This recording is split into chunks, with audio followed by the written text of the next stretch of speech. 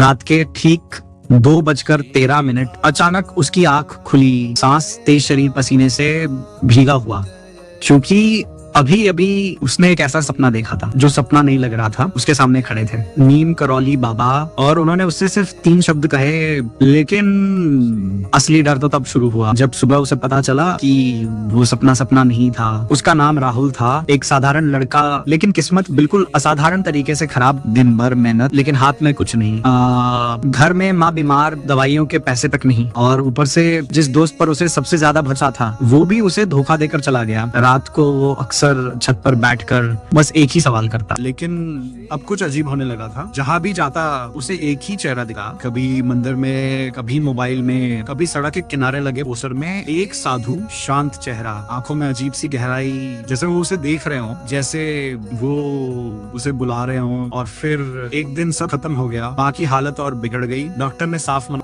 जब उसने आंख खोली तो वो अपने कमरे में नहीं था, वो एक पुराने मंदिर में खड़ा था। चारों तरफ शांति, हल्की हल्की घंटियों की आवाज, और सामने वो खड़े थे नीम करौली बाबा। राहुल कुछ बोल भी नहीं पाया। तभी बाबा मुस्कुराए और बोले धीरे, गूंज वाली आवाज, डर मत, मैं तेरे साथ हूँ। फिर उन्होंने सिर्फ 3 शब्द कहे, सेवा, विश्वास और धैर्य, और अचानक सब कुछ गायब हो गया। सुबह जब राहुल की आंख खुली सब कुछ नॉर्मल था, लेकिन उसका दिल तेज धड़क रहा था। तभी उसकी नजर अपने हाथ पर गई, और जो उसने देखा उसके होश उड़ गए।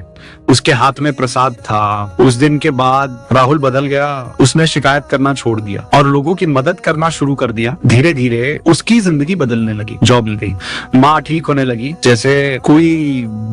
कुछ दिनों बाद राहुल एक मंदिर गया और वहाँ उसकी नजर एक फोटो पर पड़ी। वही चेहरा, वही मुस्कान, नीम करौली बाबा। राहुल ने पुजारी से पूछा, क्या ये सच में है? पुजारी मुस्कुराया और बोला, बेटा ये तो 40 साल पहले ही शरीर छोड़ चुके हैं, और जिस बूढ़े आदमी से तुम मिले थे वो भी 20 साल पहले मर चुके हैं। तो सोचो, उस रात राहुल से मिलने आखिर कौन आया था?